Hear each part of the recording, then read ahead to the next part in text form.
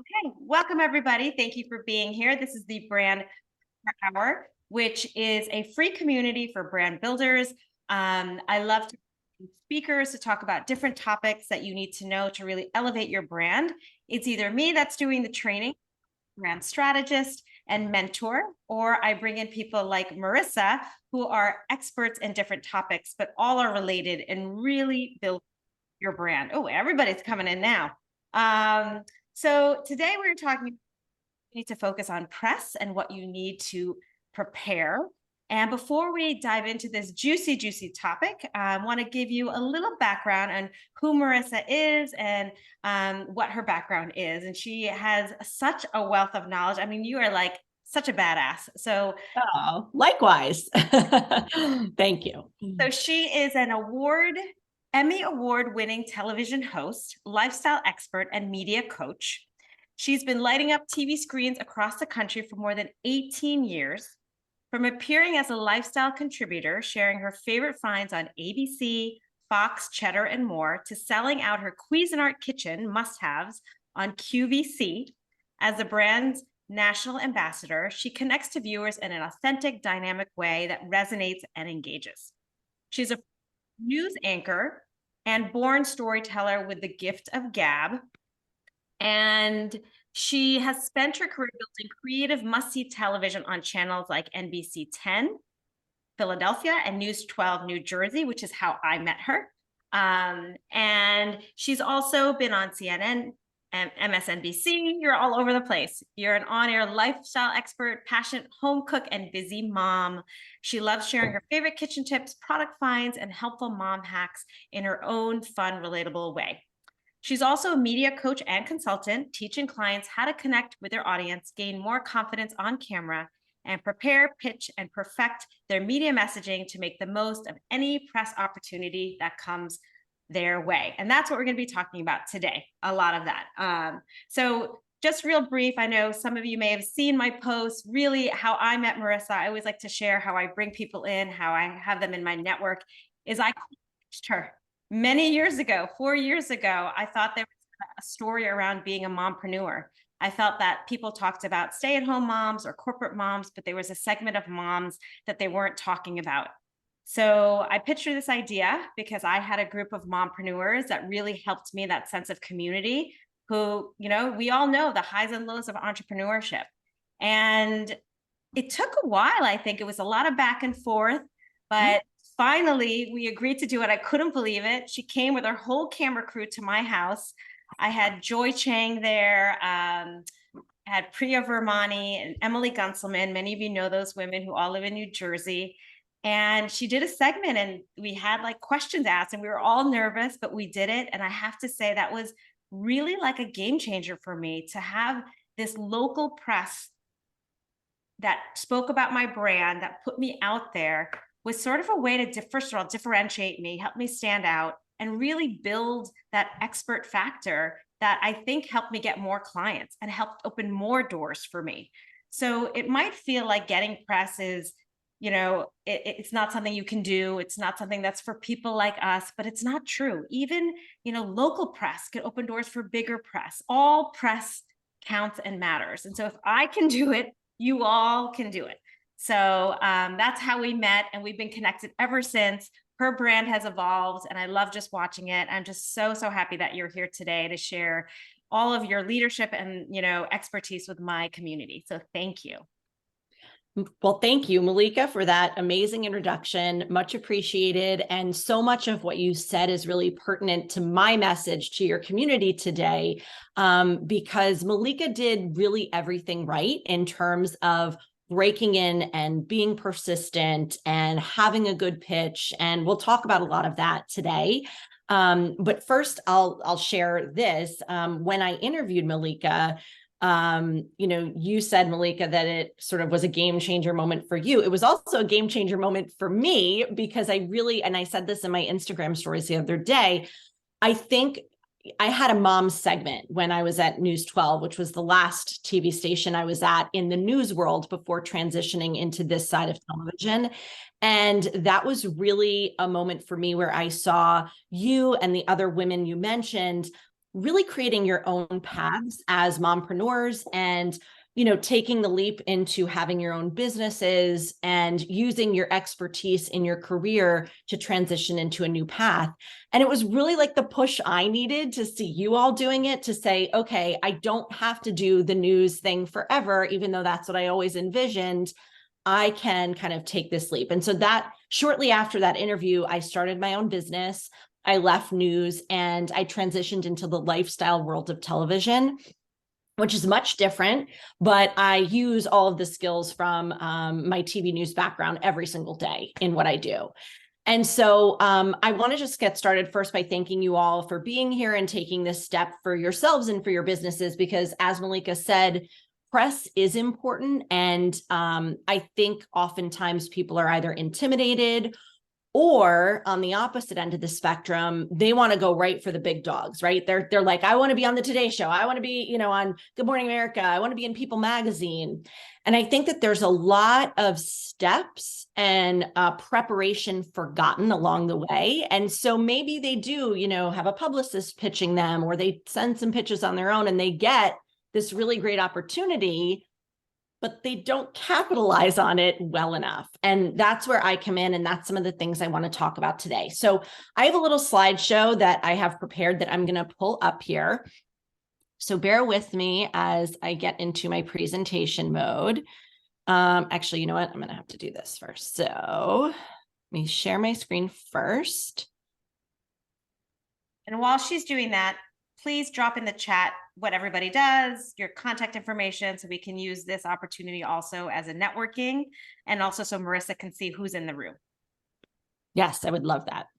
Okay, so I'm going to move this over here. All right, so the topic really today, as Malika said, is why you need to focus on press and what you need to prepare. And so I want to start by kind of launching that with why press is so important. And Malika really hit it on the head when she said expert factor, which we'll get to here. But I want you to think of, I know Malika talks a lot about this with you all. Brand awareness is many things, right? I like to talk about it with my clients as it's a building block process. There's a bunch of different blocks that are going to create your sort of house of brand awareness. And press is really a crucial brick in that building. It is not the only thing you should be focusing on. I wouldn't even say it's the most important thing you should be focusing on, but it is an important piece of the puzzle that eventually grows and solidifies your brand awareness. So just want to have that in the back of your mind as we talk about all of this today. And one of the things that press does, yes, it can bring in sales or clients or, something like that, that is sort of a real ROI type of a thing.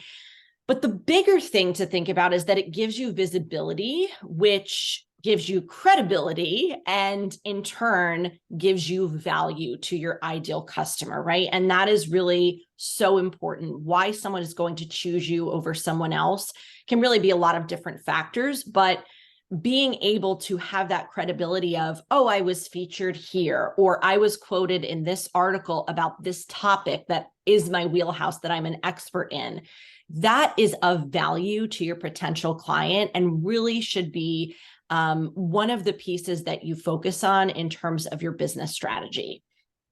Now, building press relationships is something I cover a lot with my clients.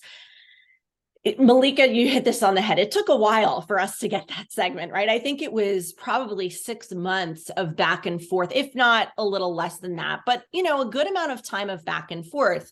Press relationships are really an investment. And I think one of the mistakes people make is they, dedicate a little time to getting a couple pitches together. They pitch a few people, they don't hear back, and they say, well, that was a waste of time. I'm not going to dedicate any more time to this. I'm just going to focus on everything else. But you have to understand that people who are in the media are getting pitched every day, hundreds of pitches. Like my inbox would be, if I was out on a story or out on a shoot, by the time I got back to the station, my inbox would have 300 emails in it just from a few hours. I mean, you're getting national pitches from publicists, who you're on a big listserv with, and they're just pitching. You're getting breaking news tips. You're getting, stuff from your station, internal tips, internal pitches that people are passing along. It is constant and really sort of inundating. And so I would say that the relationship is really like 90% of it, because even if, and I think what happened with us, Malika, is that I had a segment that was all mom topics. And so I was looking for topics and ideas all the time. And yes, it might have taken a while, but when I saw I had an upcoming hole in my editorial calendar planning, where I was like, oh, May 6th, like I don't have someone there yet. Oh, who was that person that I was, talking to again? Let me, so that is so crucial, is that it is an investment. And not only can it pay off, in the short term, where you're at top of mind for someone who's looking for an expert in, say, your field, if you're a realtor, if you're a business coach, something like that. But also, you never know where that person is going to go, right? And so, for me, now I'm at a different stage in my career. People I've worked with over the years are everywhere, all different sort of press outlets. So the relationship and keeping that relationship going, and I'm not talking like every single week you have to check in, but just every now and then, being sort of just in that person's mind, you never know where that's going to lead down the line. So really think of it as an investment that dedicate, a little bit of time to each month, because you never know how that's going to pay off for you and your business. And I sort of touched on this earlier, but press opportunities are not about sales. And I think that that's something else that is a big misconception. Someone thinks, oh, I'm going to get this feature on GMA and my website's going to crash. Everybody's going to be wanting to book me and buy me. And it's not often like that. I mean, you might get a slight uptick, from any sort of press hit, but it's very unpredictable. And really, what's that? Oh, sorry. I don't know if someone was trying to ask a question. No, I think it's just not on. Okay. So, this is really about growing your community and your potential customer base. And that's really what I think is important to think about in terms of, again, the long-term strategy and eventually, seeing it translate to sales down the line. Malika, did you want me to just leave questions to the end? I don't know if we chatted about that before. Yeah, I mean, if anyone has a question, since we're not like a huge group, we can have them raise their hand if you like, or we can do it at the end, however you want to have this session. Well, why don't I do like a quick one at the end of each slide? That way it's fresh in people's minds. If anyone has a question about what I just covered, happy to answer that now, or we can just kind of keep going and move on with it. Perfect. Anyone have any questions on the points that were just raised? I don't see any questions. I guess. Okay. All right. So next. So that's really the why behind all of this. And that gives you an idea of kind of some of the reasons why this is something that you need to start building into your strategy. Now, a lot of people then say, okay, well, that's all great and fine, but I'm running a business here, or I'm a mom and I'm running a business, or I have employees, where do I start? So one of the things that I know Malika does a lot with all of her clients and all of the people in her community is get really granular and specific about who you are, right? And I think that this is something she probably covers also is, who you're for. That's how I like to phrase it. Who are you and who are you for, right? So it's not just about, I'm this person and I started this company because I had this passion for XYZ. It's also, okay, well, who am I helping, or who is my product for? And really understanding that before you even pitch, and targeting every kind of pitch around that is crucial, right? Because you have to think of yourself in terms of the value you offer, and why, someone in the media would want to bring you in for a segment or quote you in an article about their topic. Those two, that fundamental foundational question really has to be at the heart of everything that you're pitching. And really in the back of your mind, when you do get the chance to comment or, offer some sort of press opportunity up is that, your ideal customer, who you're for, should be crafted into your answer, right? Because that's who you want to reach. So I go through that with each of my clients first and foremost, because I find that gives us a lot of great ideas for what pitches we should be creating and sort of what are some fundamental topics that they can always sort of speak to that are evergreen, that they can pitch it multiple times throughout the year.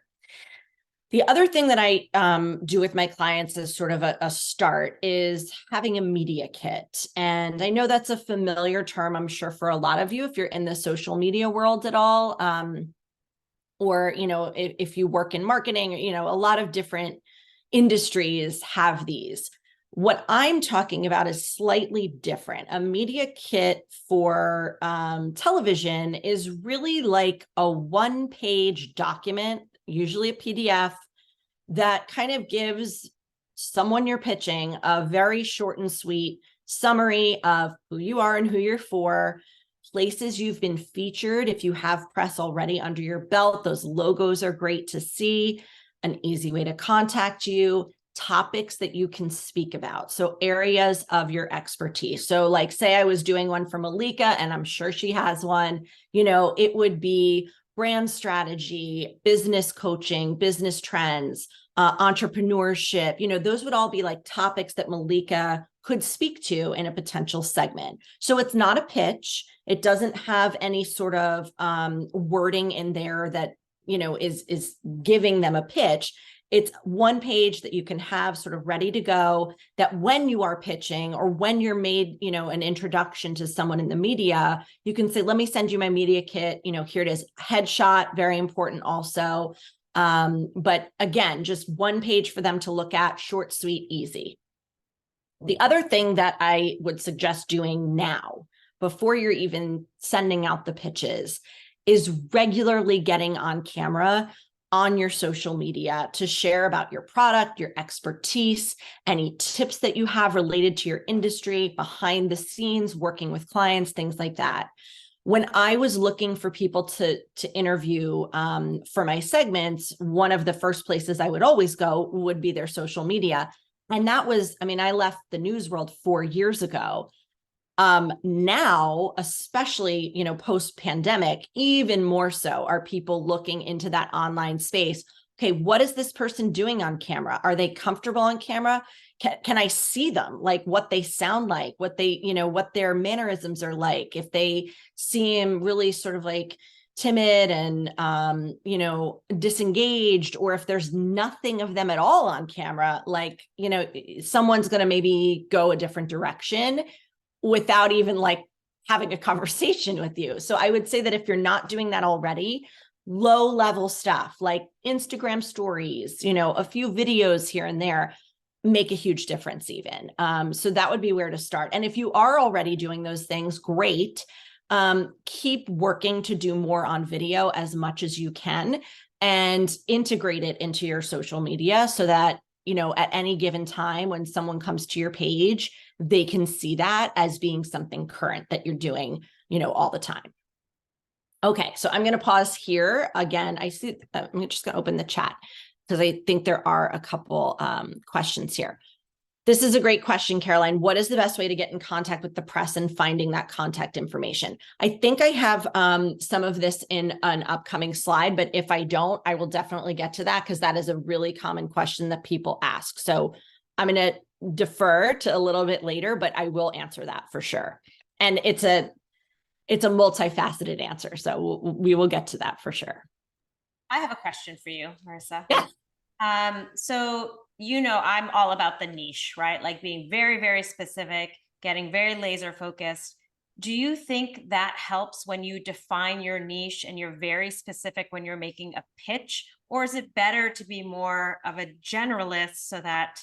Yeah, that's a great question. I would say it depends on what you're pitching, right? So there's certain things that you're going to pitch. Like, for example, if you're, and I'm going to talk about this in this slide, I say use the news, right? If you're piggybacking off of something that's currently in the news, pop culturally trending, there's a new headline about this many people left their, office jobs to start their own businesses this year, then you don't want to get too focused on like your niche, because that might not be in line with your niche, but it's still maybe something that you can speak to, if that makes sense.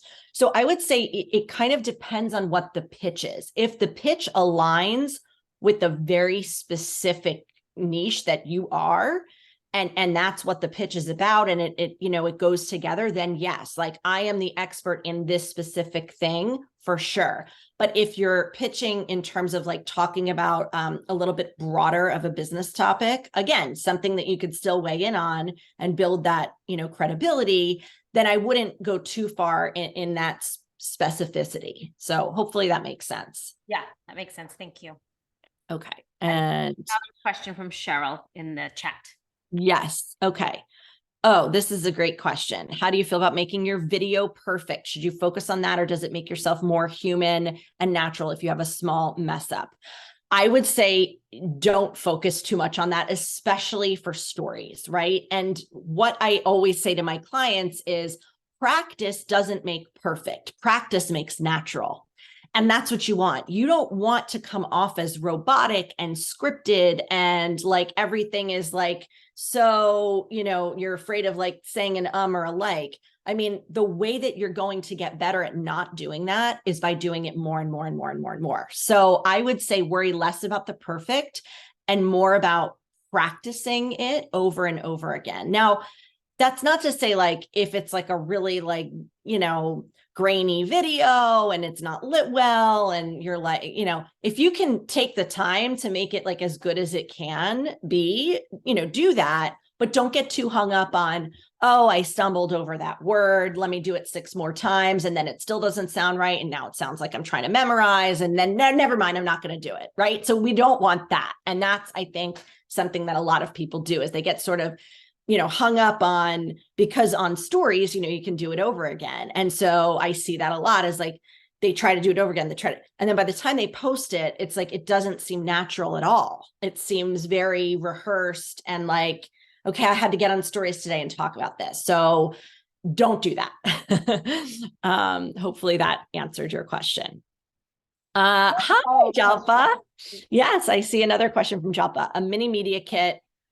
Would you have a cheat sheet? Yes. I create these for my clients, but I will give you a little tip. There are a lot of great examples on Canva that are like a little more social media focused, but you could easily tweak to media, like general media. You would that's what I put that in the chat. It's probably something that you have for clients, but that's a great idea. I'll go to Canva. Thank you. Yeah, Canva's the best. You guys know. Okay.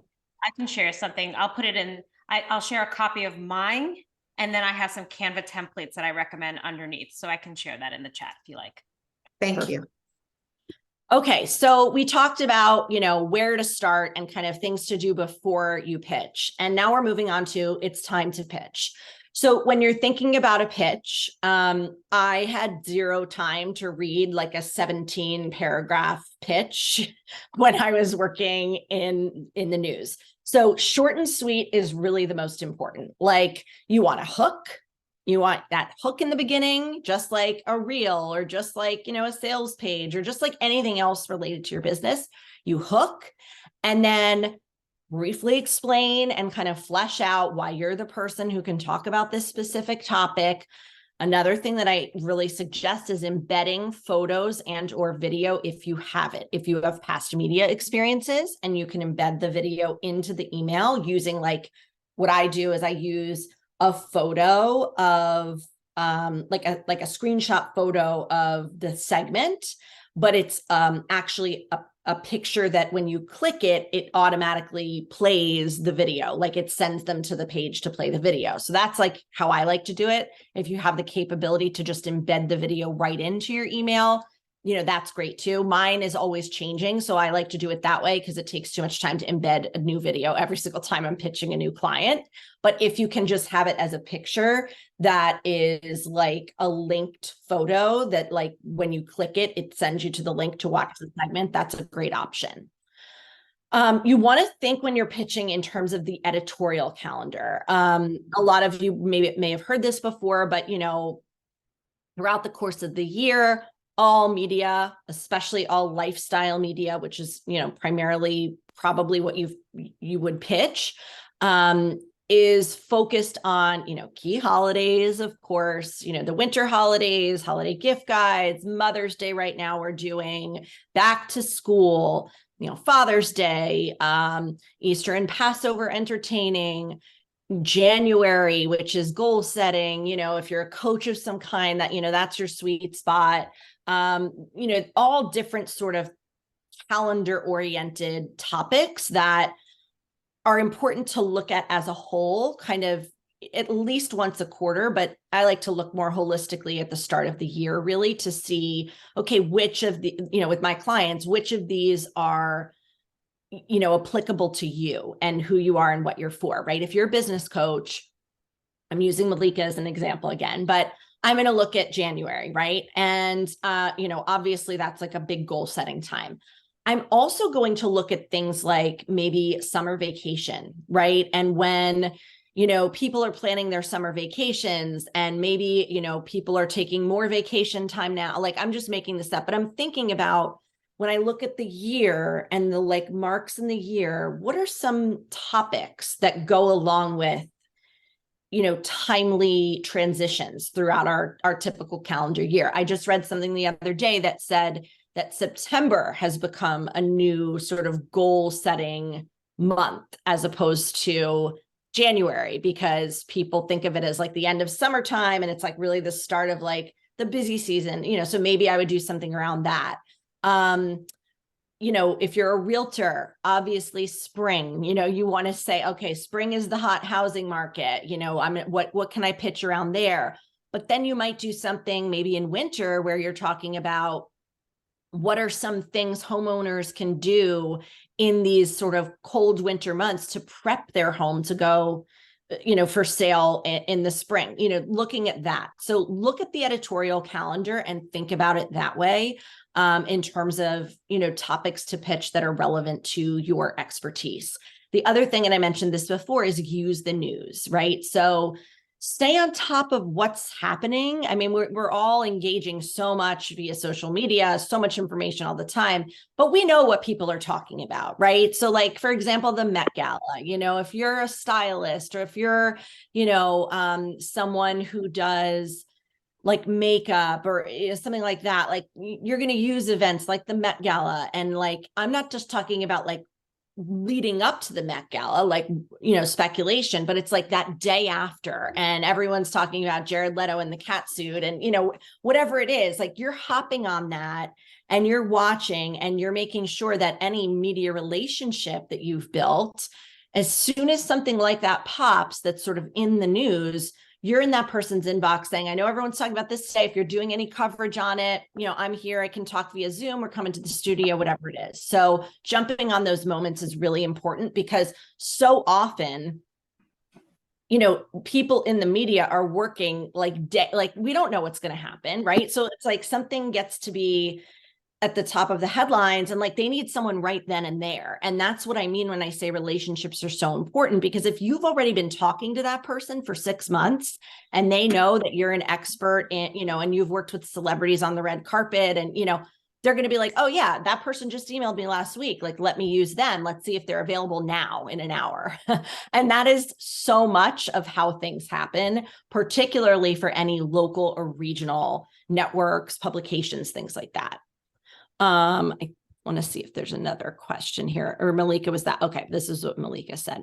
This is a great question from Caroline. How far does the media plan for each holiday? This varies. So for magazines and .coms, they're going to work well ahead of the game. So like they're probably already starting to think about planning for holiday gift guides in the next like month or so. I would say like June, they'll start like thinking about that. Whereas like for me, I source a lot of things for my lifestyle segments on air. I'm thinking now about summer. So like I'm taking pitches for like travel, summer travel essentials, beach day essentials. I have like summer barbecuing in mind, 4th of July, things like that. So like a month-ish, a month and a half ahead is typically how far I work. But then right after those pitches, I'll start working on back to school stuff. What I mentioned just before is that oftentimes it's a very tight deadline. And it's something that like, when I was in news, I would get my assignment that morning. And oftentimes it was just a race of whoever got back to me the quickest was the person I was going to interview. So, that's sort of a multifaceted answer, but I would say it depends on what your business and or product is. If you're a product looking for gift guides, you're going to have a longer lead time most of the time to be kind of, pitching ahead. But if you're, like an industry expert or something like that, I would say sometimes it would happen like that day, depending on, kind of where you were in terms of what the pitch was and all of that. The other point I want to make is to do your research. Who covers what? And this, I think, was Caroline's question about how do you know that, right? And so, it takes a little bit of legwork, but it's not impossible to find out, especially now with social media, which people cover what things. And Malika did her homework. She knew I had a mom segment. She, was doing that research on her own, or maybe someone told her about it, or maybe, she followed me and saw that I did it. I'm not sure how that happened, Malika, but that is really half the battle, is like taking a little time. Once you identify kind of, okay, where are the outlets I want to target first? LinkedIn is a great resource. You can usually find a name for someone. And then if you can find a social media, or if you can look up like, what is the format of that company's email? I know that this sounds like it's like my old investigative journalism, coming into play, but I do that often to pitch brands because I work with a lot of brands for television. And if I'm looking for, okay, who is the person at that brand that deals with their broadcast, plans, because I want to work with that brand. That's what I do. I Google, I look on LinkedIn, I, try to find that out. Oftentimes, if it's a publication, there's bylines on every article, you can see that person's name right then and there. So then it's a matter of just, again, finding the email. If you can find them on Instagram or another social media, I see no problem at all with sending that person a respectful, nice DM saying, I would love to pitch you. Can you let me know the correct email address? Totally fine, especially this day and age. So hopefully that gives you, some idea of kind of where to start.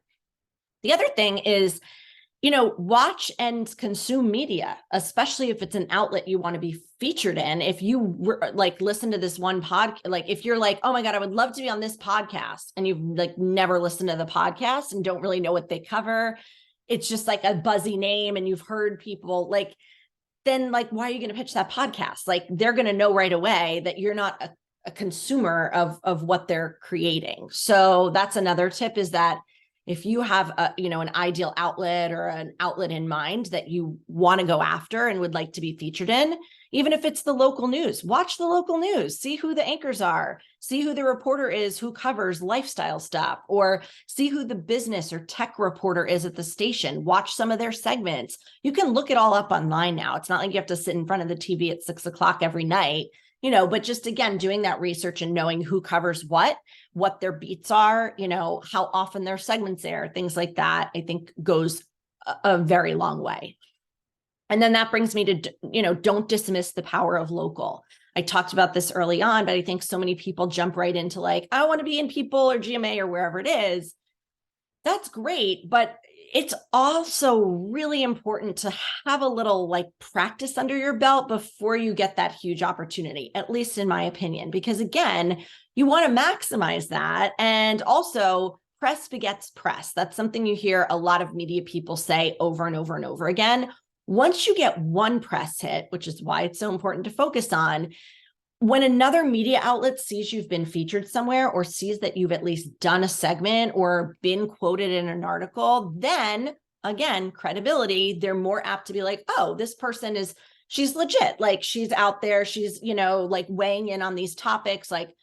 You're definitely going to get more of a consideration. So local is a great place to start with that. And I'm not just talking about local TV news, there are even like the Patch or, any sort of local paper, there's magazines in every state, New Jersey Family here in New Jersey, NJ Mom, which I work with. And it's not just mom related. I mean, there's that for everything. There's New Jersey Magazine. There's, New Jersey dining websites that are, local to New Jersey. These are all opportunities, even real estate, publications. These are all opportunities to be featured. And, some of them may be industry niche specific and local. Some of them might be just local, coverage of what's happening around town, but they're all important, and again, help you sort of start that building block process of here's where I've been, here's where you've been able to see me and find me. And now I'm, pitching you for this. So really important. The other final point to the actual pitch is make it easy for them. And Malika did this, right? This is why I say she did everything right. She came to me with that pitch. She already had the women I was going to interview. She already was like, we can do it at my house. We meet here and we'll bring all of our stuff. And you want to make things as easy as possible for the person in the media, because they're like, it's almost like low-hanging fruit in a way, right? If you make it super easy to actually like make a great piece for them, it makes them look good to their employer. It's less work on the front end and back end for them. And they like, when you're in that world, you're operating on such a like churn and burn mentality. And I think that's what like people don't fully grasp. Like my days when I was at News 12, for example, I would go into work like between 8:30 and 9. I would go and shoot a story for one of my segments. I had a food segment and a mom segment. So go out, do a full shoot, come back to the station, usually eat in the car on the way back, read my scripts real quick, get my makeup done to anchor. I anchored a 3-hour show. I had a half-hour break, and then I anchored another full hour. I had zero time, right? I would be like putting together my pieces from my shoot in the commercial breaks of the show I was anchoring. I mean, that is the norm for many, many people in the media, whether you work in TV or newspaper world, what have you. So as easy as you can make it for the person on the other side reading your pitch, the better. Okay, I see a lot in the chat here, so I want to just, okay. So, oh, this is great. Oh, you're a small magazine creator. Oh, that's great to know. Okay, awesome. Okay, so no questions. All right, so I'm going to move on unless anyone has any questions related to the actual pitching. Anybody? Okay. Is email still the best way? I'd say yes. Yeah, I think it's the best way. Even though, you're inundated with email, it's the easiest in terms of like, if I want to forward this to my boss and I have the whole pitch via DM, it's like not as convenient. You know what I mean? Like, I'm just thinking about how I used to do it. If I got a pitch I liked, I would forward it to my, my higher up and be like, I love this. What do you think? So when it's all right there in email in one place, I definitely think it's the best in terms of how to package it. But again, know that you might not get a response the first time, the first 5 times, the first 10 times, you just have to be persistent. And I do think that reaching out and engaging with who you're pitching in other areas is also encouraged and I think totally great. Again, like Instagram, you can even like write them a DM. Hey, I sent you a pitch. Just wanted to make sure you saw it in my email. I'm going to resend it right now for you. So it's the top of your inbox. Things like that, I think are really beneficial and helpful. And then a second question, if I can ask. Yeah. So is it better for the pitch to be about the content you want to share or you as the industry expert? The content you want to share, because again, it's like there is so much that is coming into people's inbox. So like if I'm getting a pitch, and I get these all the time, even now, because I'm on a lot of PR lists. I work with a lot of PR agencies for brands and things like that. And I do like media training for some of their clients. So I'll get pitches about their client. And I tell this to my PR friends. I'm like, a pitch about someone is like, unless I'm covering that topic today, it's irrelevant. Like I need a hook as to why I'm going to interview this person. Otherwise it just gets lost in my, I never think about it again. It's not like I'm saving those in a folder where like, oh, if I ever need a an expert on menopause, like it's in the menopause folder. Like, no, so it's more of like that hook of like, this was in the news, or this is a timely topic this season, or we're gearing up for back to school. I have an expert in tech to talk about, how to keep your kids off the phone in class, because now it's a big distraction and a study just came out and blah, blah, blah, blah, blah. Those are the pitches that I think are just the way to go in general. And then, of course, underneath the topic, Malika Malhotra is a brand strategist and blah, blah, blah, blah, blah, and she works with her clients on this. You obviously want that blurb about who you are and who you're for and why you're fit to comment on it. But that should not be the lead, and that should not be the only thing in a pitch. Yeah, no, that's super helpful. Thank you. Of course. Okay, so here, this brings me to the on-camera stuff. And so I run a program called Crush It on Camera. And what I always do in this program is work with my clients to, again, not become perfect, not practice being, super buttoned up and formal on air, but really to become more natural and comfortable speaking on air and really know how to prepare for an on-camera interview. Because again, getting the interview is half the battle. Once you get it, you have 2 minutes to nail it most of the time, if that. And, you really need to think about what you want someone watching to take away, about you and your business. So I always say, the rule of threes is really big in TV and storytelling in general. Choose the 3 most important message points that you would want your ideal customer to really understand about your business or product. I think sometimes when people pitch or prepare for a segment or interview, they want to like rattle off all these stats and all these things they've done and all of this stuff. And it's like, that gets lost. Like no one watching is going to retain that information, right? So you really have to like niche down, as Malika would say, and really identify like the 3 most important things. Like if someone could walk away knowing 3 things about you, and knowing whether or not like they would want to kind of find out more information, what are those 3 things? The second part is storytell, don't sell.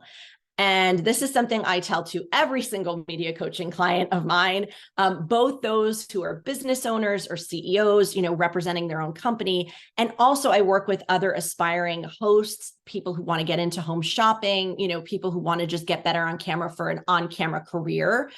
And it applies to it all, right? Because when you're on camera, you need to storytell. Otherwise, you're going to lose people. If you're just coming on there to like do a commercial about your business and, oh, by the way, yeah, and yeah, I want to talk about this topic too, it's going to get lost. People aren't going to pay attention. It's going to fall flat too. It's not going to be interesting, good TV, and you won't be asked back, to be a guest. So you really want to have that in mind, focusing really on the value behind your service, your product, the story behind your product, what makes it unique, what sets you apart. Those are all stories, right? And so it might not be like, say you have a product that's like a line of jewelry, I know you're going to be tempted to talk really heavily about like, well, it's handcrafted here and, each piece takes this long to make and blah, blah, blah, blah, blah. But I want to know like why you created this product and like, what's the story behind this piece? How did you like design this piece?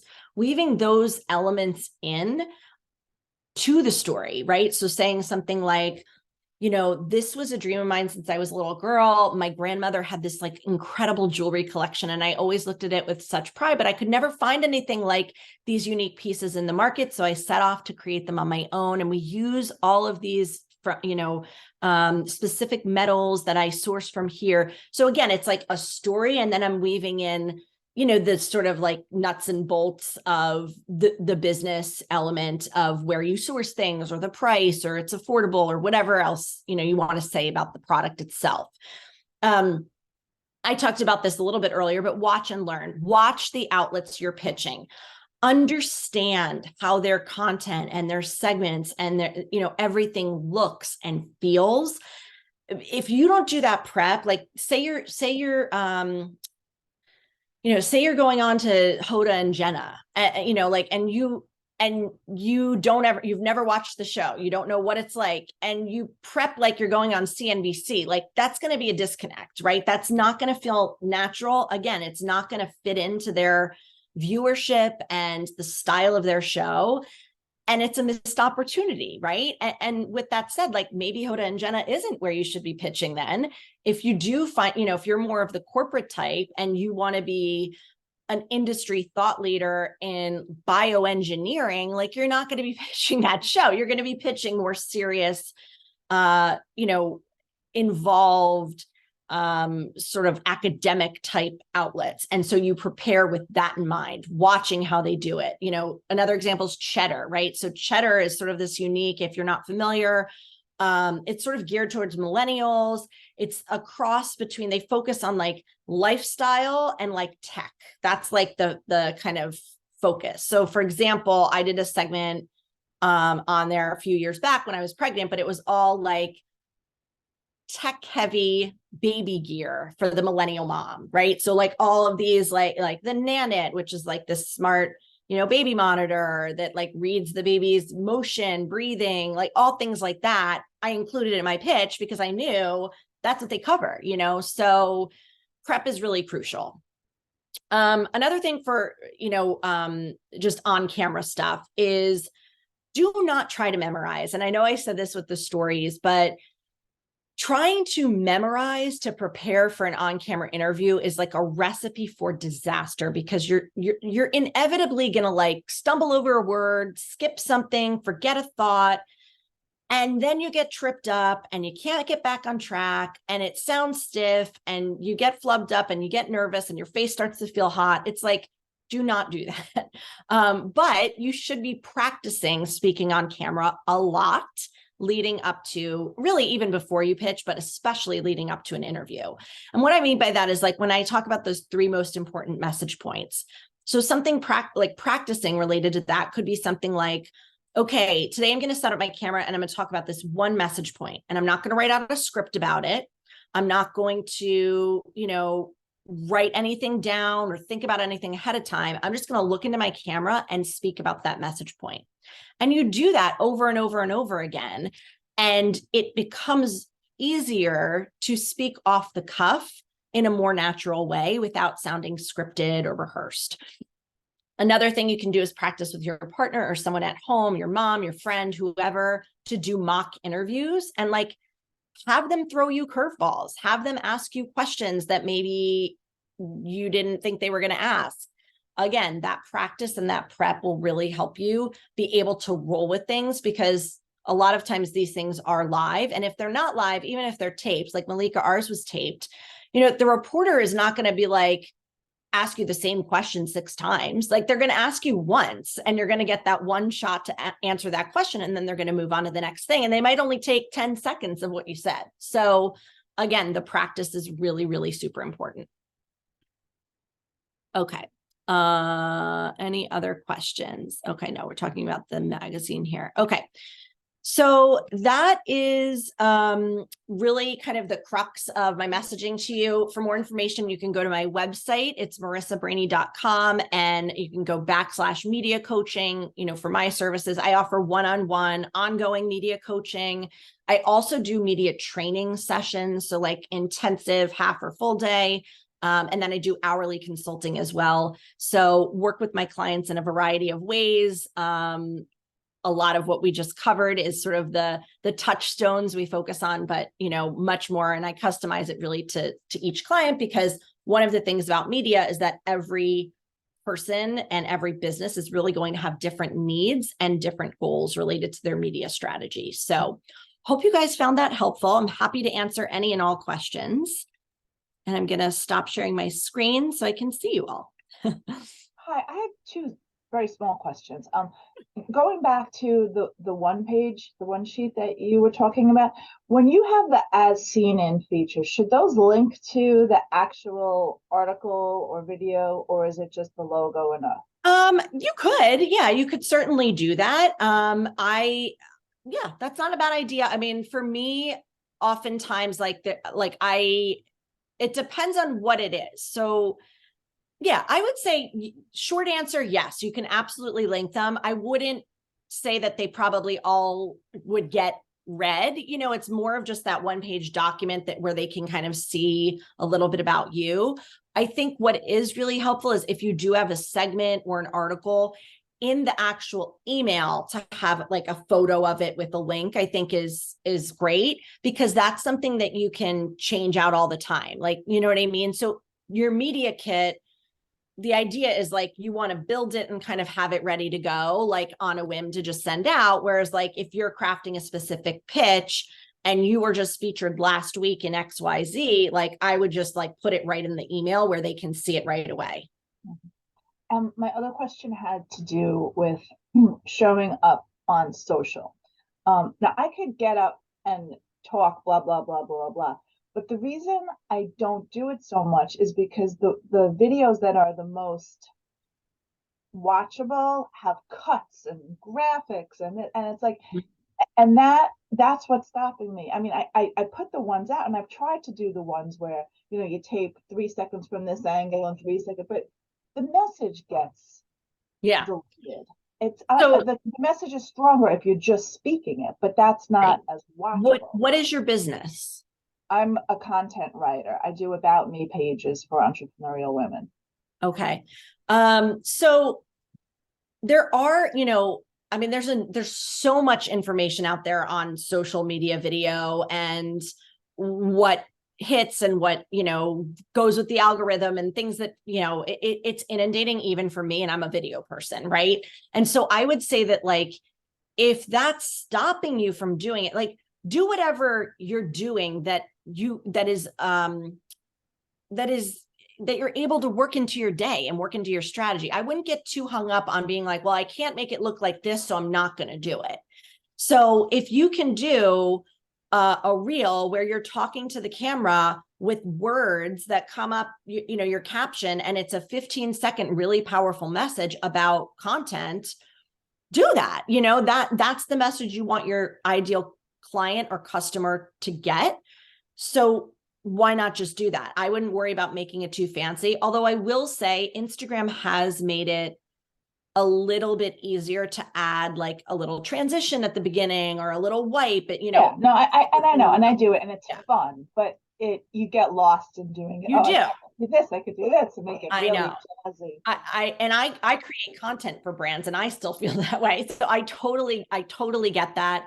But I would just say like, don't let it get you hung up too much, but from actually sharing the message that is going to reach your ideal customer or client, because the people following you and the people who you want to reach, if they find that valuable, they're really not going to care if there's like a fancy cut or a fancy transition in it, as long as the message is valuable.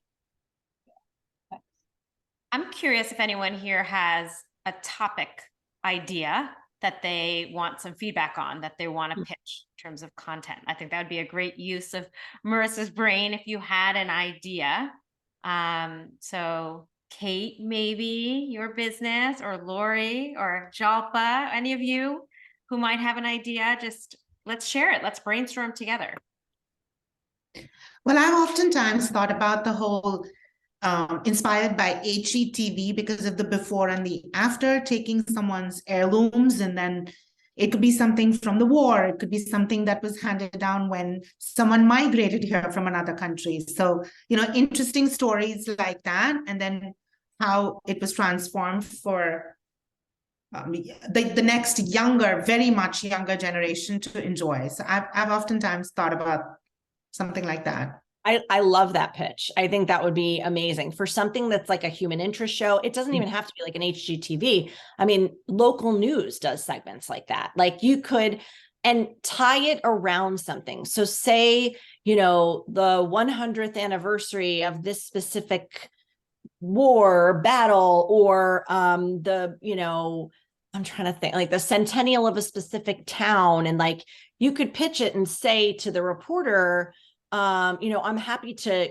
you know, transform something for someone. Or if you can find someone yourself, even better. Again, making it easy. So if you have a customer who comes to you and has this really cool story of this heirloom piece, like when someone immigrated here, like whatever it is, hold on to that and be like, ooh, this is a good pitch. I'm going to craft the pitch. I'm going to just say to the, reporter or whoever it is, this is a really cool story. This is something that their grandmother brought over when they came from this country, and it's still around to this day, and they want to whatever the story is.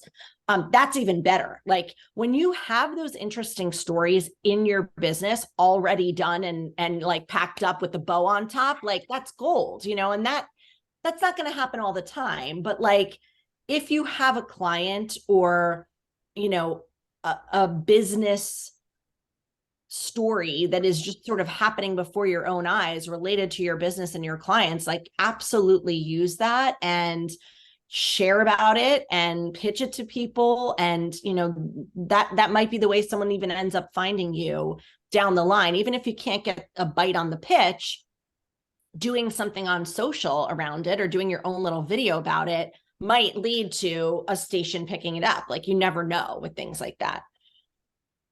That's awesome. Thank you. Yeah, of course. Anyone else have an idea that they want to share? I have one. So, hey, Marissa, I'm Lori, and I'm an executive coach to ambitious corporate women who are suffering with burnout, and they're exhausted. They're doing all the things. And summertime exacerbates that problem for them because the kids are home, they need daycare. It becomes such a conundrum. So my whole focus for my business, I call myself the Joy CEO, is how do you find joy in life when you're burnt out and you're tired and you're split into 1,000 different directions. So finding joy in summertime when the kids are off from school, you want to be on vacation, the weather's fantastic, and having those tricks and tips for. I love it. I love it. I love it. I think that's great. I think that, again, that's thinking about the editorial calendar, right? That's like, I would pitch that now. I would start pitching that now. As, there's this, I don't know if you guys saw this viral reel from the Holderness family about May-cember. Like people are coining May, the new December, because like all the end of year activities, it's like the concerts and the Little League and the teacher appreciation. And then I'm chairing the plant sale today and tomorrow at my kids' school. So I have to do that later, all this stuff. And so we're right in the thick of that, right? It's like all this gear up and then the kids are home. So I would be pitching that now, going into June. I think it's a great topic. And who would you pitch? I would pitch Hoda and Jenna that. I think that's like a great, it's a talker, right? So that's something that's not going to necessarily be like a local news reporter is going to do a package on, but I would pitch that to podcasts like the Motherly podcast, or, I would pitch that to Mom Focus. Career Contessa is another good website. There's all sorts of different Parents Magazine, online, like some of the .coms, although a lot of the maybe scratch that because they work a little bit ahead. But I would say like places like the Motherly podcast, like, and actually, and I take that back. You're far enough ahead where like that story could still have legs June into July. So, I mean, you never know, put it out there because they might be just working on things now to add for digital content that it would still be like a quotable article for you. It might not be in their hard copy magazine for June, but you just never know. Awesome. Great. Thank you. Kate has a question. Go ahead, Kate. Hi, I'm Kate Dawson, aka the Decor Whore. I specialize in making homes look like $1 million at a fraction of the price. And one of the things I just launched for my website is a membership. It's called the Whorehouse. And anyone who is a member has access to all my designs that I've posted on my website as well as in my social media. And they can access the links to anything. So many times I would post things and people like, where's that rug from? Where's that pink color? all that. And I don't want to give that away because that's, I spend hours doing that stuff. So sure. I developed a subscription. So if you're a member, then you can take every link and do it on your own. And you also once a month get a free mood board that is, themed in some way. Like this month, we're doing outdoor summer, like an outdoor summer deck. So you go on there and there's all these links and you can order everything and just set it up. So I wasn't sure, like, in terms of pitching, I wasn't sure, like, who exactly do you pitch to for something like that? It is interior design, but it's also what I really want people to get is that, like, you can have a beautiful home. You don't have to spend thousands of dollars. Like, if you belong to some sort of membership like this, or even, I don't know if there's another version of this, but you can do it on your own, and how easy it is and how important it is to love your space and love your home. Yeah. So is your question how to pitch it or who to pitch? I guess, or maybe a little bit of both. Yeah. So how to pitch it, I would definitely, again, think about the editorial calendar. If that's your current thing is the deck, lean into the deck. Like, here's how, and I'm just thinking of like what the .com headline be.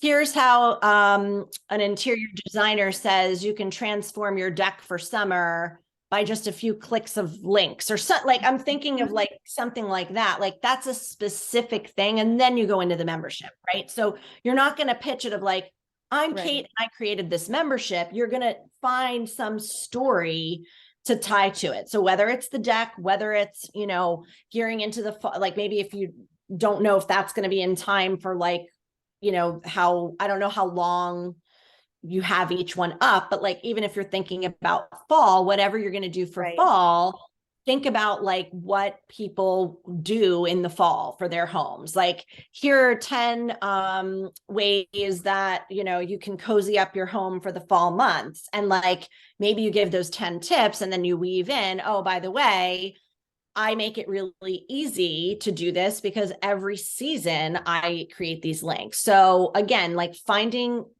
stories to tie it around and actual topics to tie it around, I think is really helpful.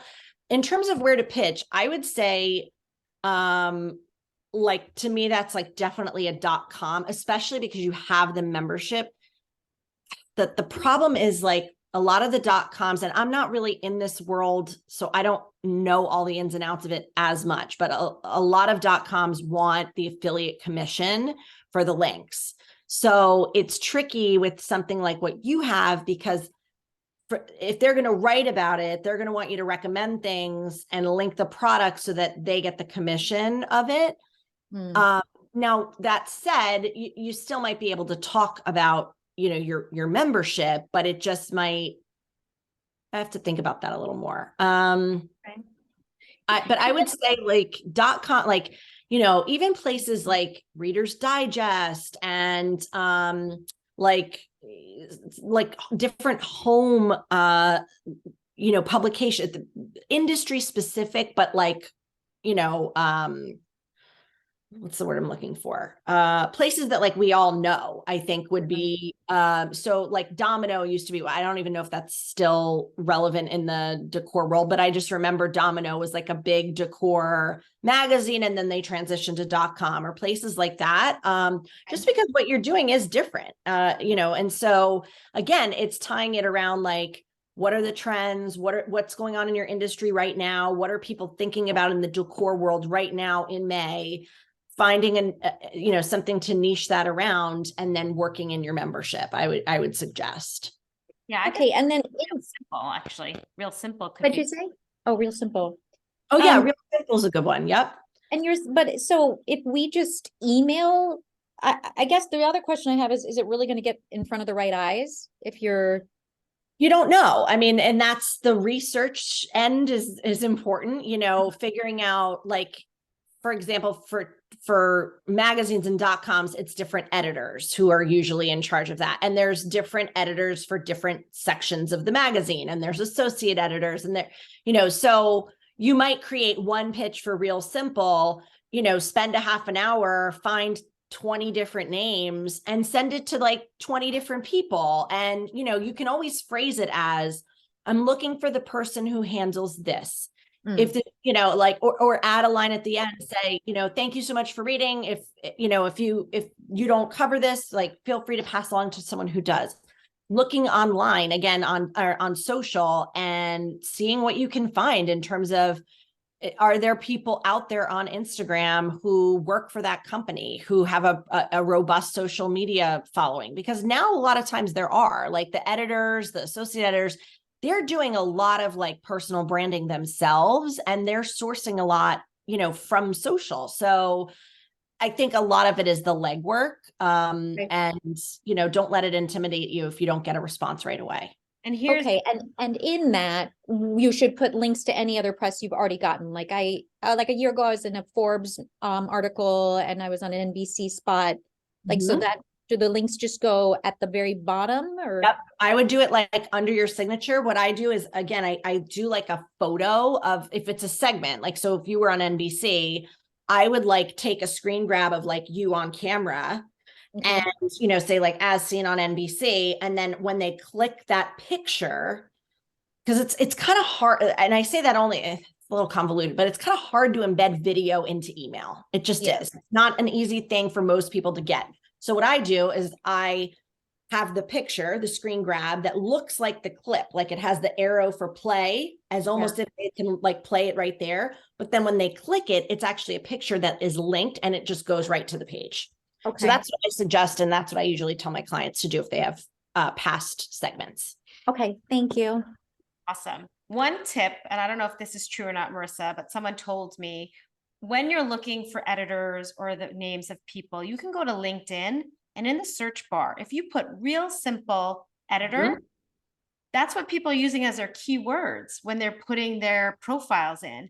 It will spit out a bunch of people, if they're the right people or not, but that'll be part of your research, right? So try that. I was very surprised when someone told me this tip of how easy it was to find those people.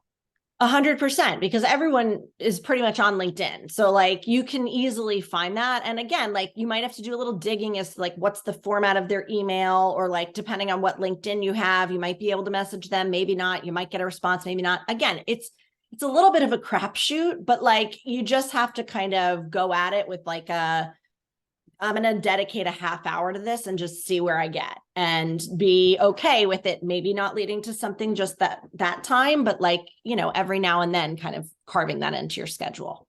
Yeah. So it's really the long game, guys. I remember like when I pitched Marisa, I had a real passion for the story that I wanted to share. So I think that has a lot to do with it too, is when you have that topic, it has to be something that you're willing to wait and be patient and to be persistent about. So like Lori, I know you're so passionate about like burnt out and the women who are CEOs. And so like, you have to use that and channel that, and know you're not going to get, you know, Hoda and Jenna is not going to be like, yep, she's on, you know, Right away. Yes. Yeah. Keep doing it. And that's why picking that content, what you really want to share, is just as important as all the other things that we're talking about today. Yeah, absolutely. Awesome. Well, this was so great. Thank you, Marisa, for your time. Thank you for spending extra 10 minutes with us, and everyone. I hope you guys got some valuable information from this. I know I did. And I hope we all now feel empowered and informed to go out there and pitch.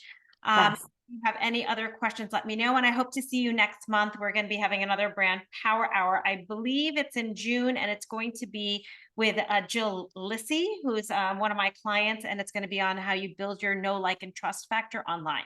So hope to see you guys there. All right. Take care, guys. Thanks. Thank you, everybody. And just one note, Malika has a little PDF that she's going to email out to everybody with some little take-home exercises for you guys, and some other info that you can have and practice away. So thank you all for being here today. So great to meet you all. Thank you. Thanks for the reminder. Thanks, yes, Marisa. the recording will be on your way in the email. All right. Bye, guys. Everybody.